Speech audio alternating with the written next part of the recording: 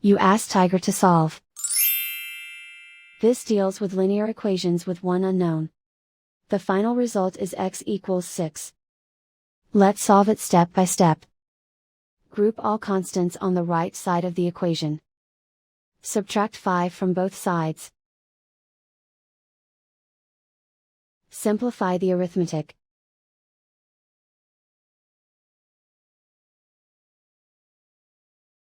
Isolate the x. Divide both sides by -3. Cancel out the negatives. Simplify the fraction. Cancel out the negatives. Find the greatest common factor of the numerator and denominator.